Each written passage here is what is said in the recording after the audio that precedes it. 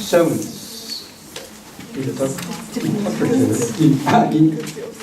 presenter is Aya Nishizawa, Miu Kudo, Meikai University. The title is Revitalization. What's that? Revitalization of Uraya City with hospitality and tourism. Sorry, I'm sorry.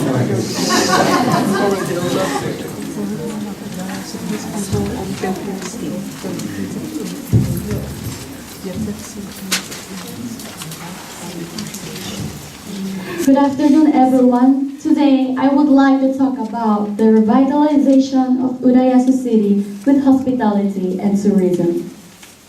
If you hear the place Urayasu, what can you imagine?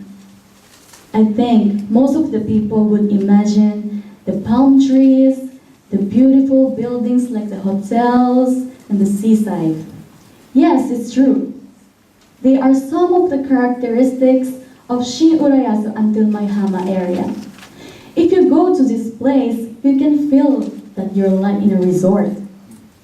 And talking of the resort, in Maihama, there is the Tokyo Disney Resort. Actually, this is the big reason why the revitalization of Urayasu City's tourism is going on. But most of the people only know about this Tokyo Disney Resort. Most people don't know that there are many other beautiful places in Urayasu to go to. Urayasu was a very important fishing village during the Edo period.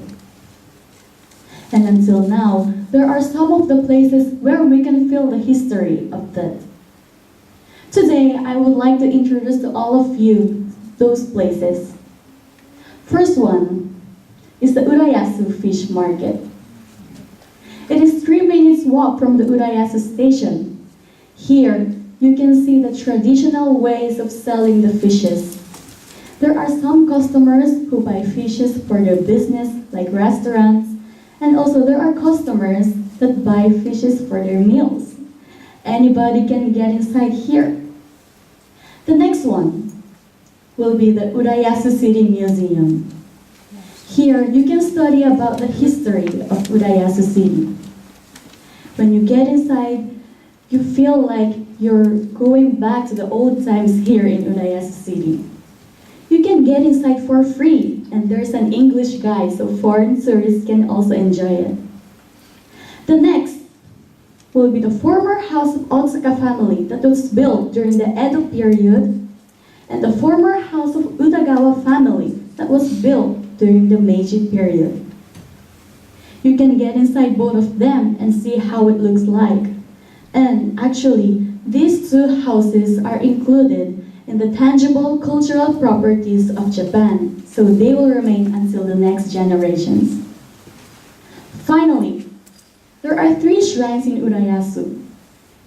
They are the Toyoboke Shrine, the Seiyu Shrine, and the Inari Shrine.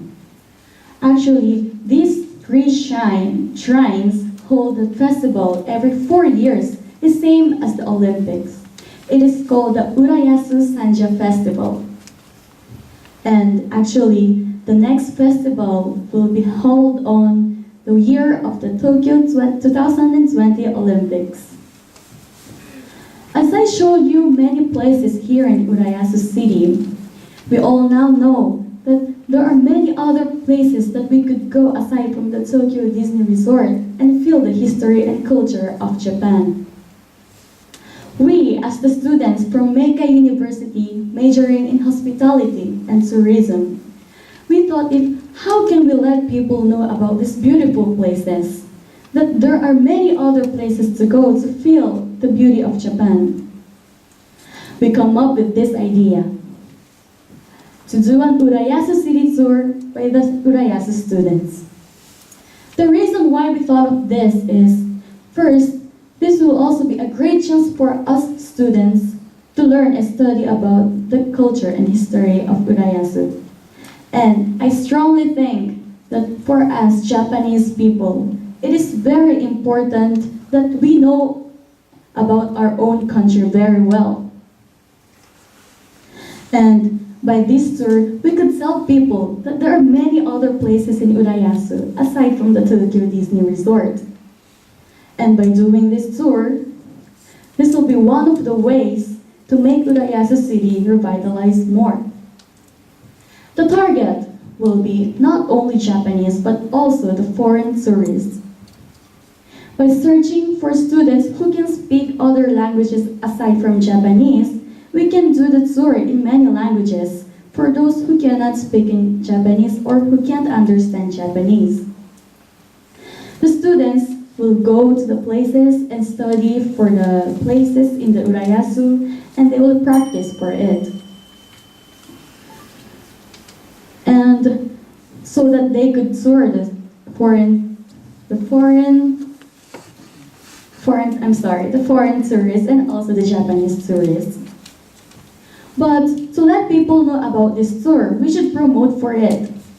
For example, promotion during city events like Urayasu Festival will be a great chance because for the people who are interested in Urayasu will come to the festival.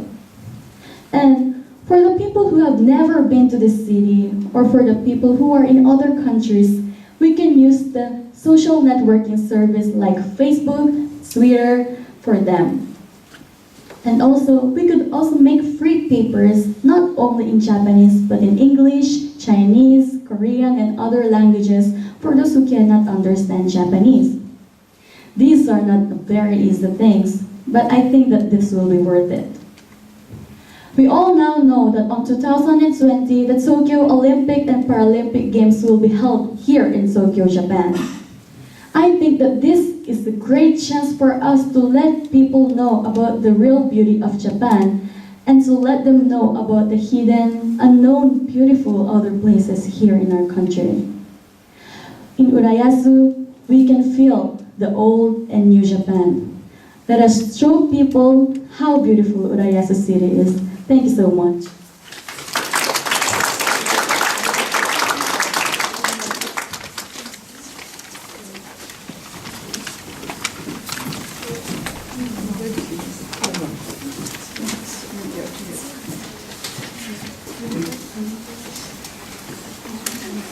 Okay. Now, the last group, but not least, I'd like to introduce Minami Samada Sana and Miya Karashige and Mei Murakami. Okay. Fuji丘High School for Girls. Action for the future.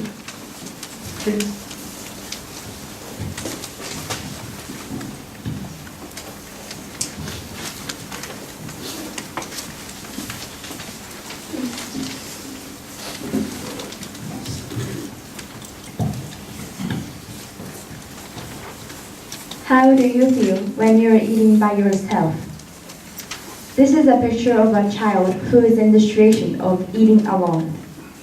Eating alone has become one of the biggest issues that has to be solved in Japan because it brings bad influences. 233,000 children in Japan have experienced eating alone, according to the Ministry of Internal Affairs and Communication. So, what do you think of this now? The unfortunate truth is that children suffer both physical and mental problems because of this issue. We would like to look at this today and discuss some possible solutions with you. To begin with, eating alone can have negative physical effects.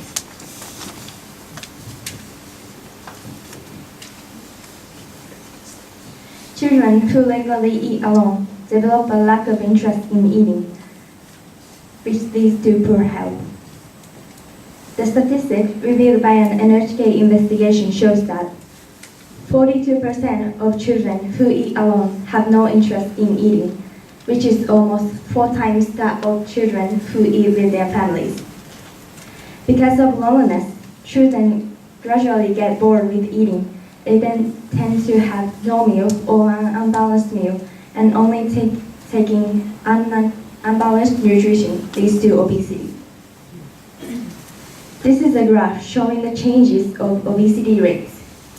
As you can see, the rates have been increasing gradually in proportion to the increase of the rates of eating alone.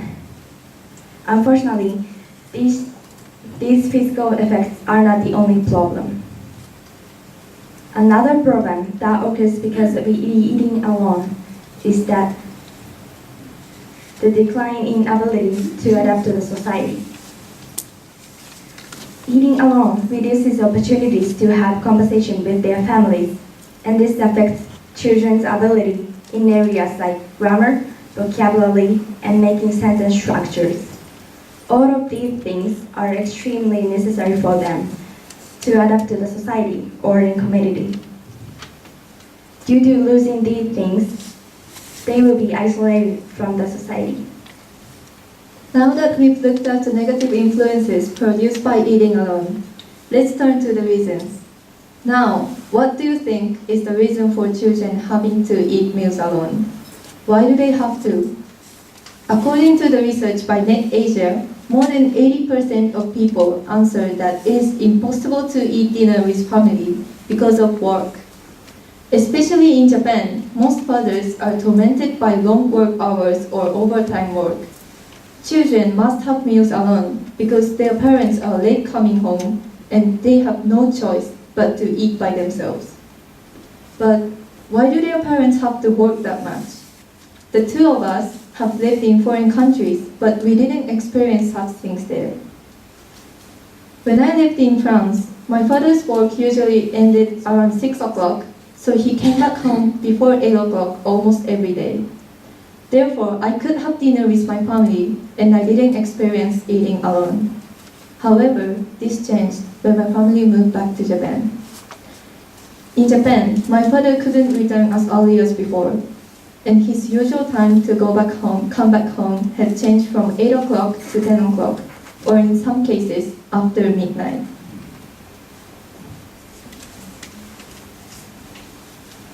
In England, mothers don't usually go to work while children are at home. Even if they have to work for some reason, they will surely be back in time for dinner. Also, by the time they start eating dinner, their fathers are home as well, which means that the families can eat dinner together with everyone present. Children can have a chat with their families and strengthen their family bond. My family was Japanese style when I was in England, and my father used to leave home early and come back after I would sleep. So I was very jealous that my British friends were able to talk to their families whenever they wanted to. From my experiences, it is clear that the Japanese are working much longer hours than their foreign counterparts. But recently, we discovered some data that shows each country's GDP or gross domestic product. This is the graph showing the total value of everything produced by all the people and companies in the country. The top country is the USA, and Japan is the third. Also, this is the percentages showing each country's productivity. Even though there is a big difference in the work time when we compare France or the UK to Japan, their GDP or productivity is not that different. From this, it is apparent that the Japanese are working inefficiently or in a non-productive way. And because their work time and productivity are out of proportion, the result is children having to eat alone. We noticed this data from studying the statistics, but it also gave us hope that there is a possibility that the eating alone problem can be improved by changing to a more efficient work style or shortening the working hours in Japan. This is one of our solutions to solving the eating alone problem.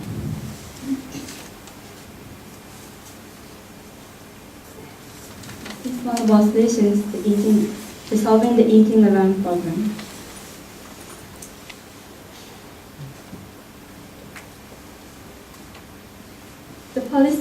The policy of shortening the work time makes it possible for parents to leave home early and go home early and be able to have time with their children.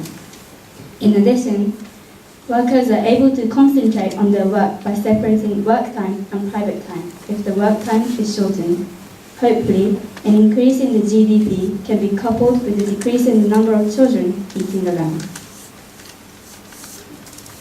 The other way to solve this problem is to spread the idea of providing children's cafeteria.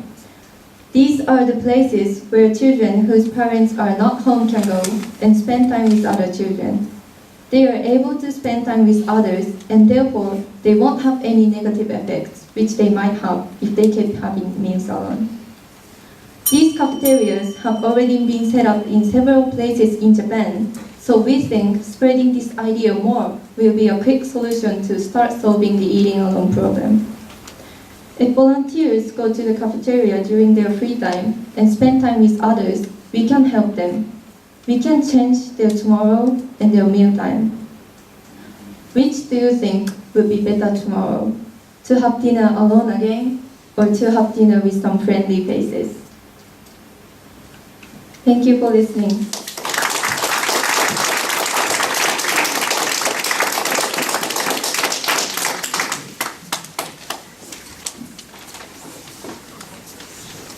「ライトつけてくれますか?」